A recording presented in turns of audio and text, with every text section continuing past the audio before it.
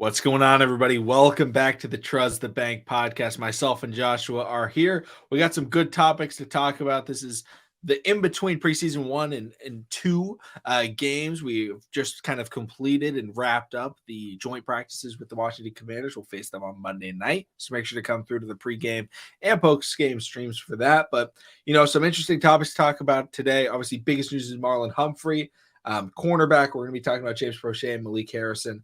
And finally, kind of a bit of a preview for that Commanders game. But Joshua, it was announced today Marlon Humphrey had surgery to repair an issue that he was dealing with. Is expected to miss about a month, which is potentially 1, 2, at the worst, hopefully 3 preseason games. What are your thoughts on this? Or not preseason, but regular season games. What are your thoughts on this injury and how do the Ravens, go forward?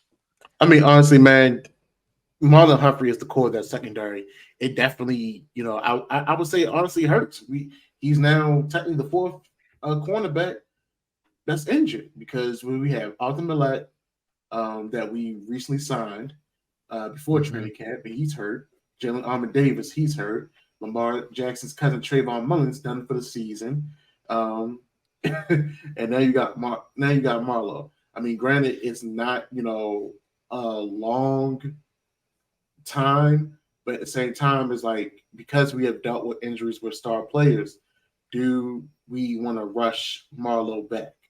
And honestly, we had to find a way to answer, this piece that we're going to be missing, and also we got to see who's going to be stepping up in these next 2 games in the preseason. And another thing that just keeps on bothering me is how long do they know that Marlon was dealing with this lingering injury? Because if he was dealing with it, before camp, why not go get the surgery in March? And he could have been ready. Instead of, now we're going through this, we're 3 weeks away from a regular season game. I mean, granted, the first team is the Texans, but they got some decent pieces over there. So this is going to put a lot of pressure on Mike McDonald in that front 7. It's definitely going to put a lot of pressure on Mike McDonald. And it's something where it's pretty surprising because nothing happened. All of a sudden, it was just like reports just started popping up and it's like Marlon Humphrey surgery. And it was like, what? He never went down or anything like that. Right. I wonder if it's something similar to J.K. Dobbins, where they were like, they thought it was fine. And it ended up not being fine because they go out there and they say, okay, you can play through it. And he just goes, I'm not right. Let's get this right before the season starts. Like maybe that was the case where he thought he could play through it and the Ravens thought he could play through it. But maybe it was just something that popped up, having to guard Zay Flowers, who apparently per every video I've seen is the most unguardable player in history. Oh my goodness, that guy's cooking everybody. Yeah, he's working. But like you said, he's the guy in the secondary, and not just are the Ravens banged up for the long term with some of those guys, but they're banged up in the short term. Rocky Ya-Sin is injured. JAD, Pepe Williams. We have like Seymour and Brandon Stevens are our cornerbacks right now, and that's not very good. Don't forget Worley. That might have to come Worley, down. but apparently Worley's a safety now only. So it's like, hey, maybe we slide him back. You look good out there, but like we need you at cornerback. If Greg Roman was here, he'd throw Pat Ricard out there. He'd be covering everybody. They'd call him Pancake Flat because he'd be falling on his face every time. Man. But like it's very frustrating when you see injuries like this where it's it wasn't contact, it wasn't in the game, it wasn't maybe even at practice, and all of a sudden it's like, okay, this secondary is in shambles. The one hope is, right, it's not like we're running the cover zero heavy blitz man scheme that we were with Wink Martindale, because when corners went down with Wink, it was an automatic loss. Like, I don't think we ever played a game without a, cornerback where it was like, all right, that went well. It's like, oh, that guy got cooked for 3 touchdowns and 185 yards. Yeah.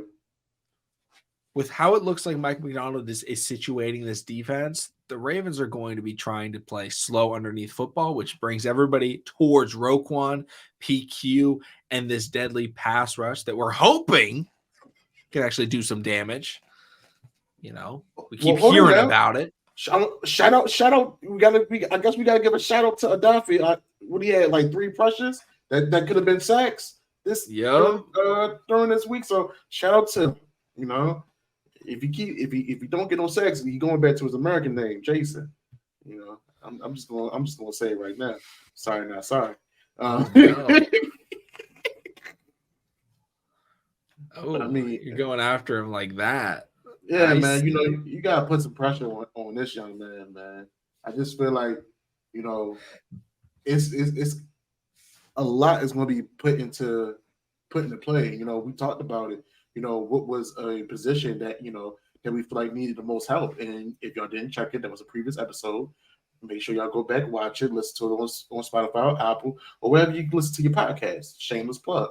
But outside of that, we said, the secondary is a position group that needs improvement. I mean, I know, we don't have any veteran leaders at the edge rusher position, but this league is more pass heavy and more pass happy. I mean, even we saw this past preseason game with the Eagles, even though they was doing RPOs, they was throwing the ball at our corners. And our corners, they were 5'10", 5'11" guys, wide receivers 6'3" and over, getting jump balls. And our corners wasn't able to really break the pass, things of that nature. So when you don't have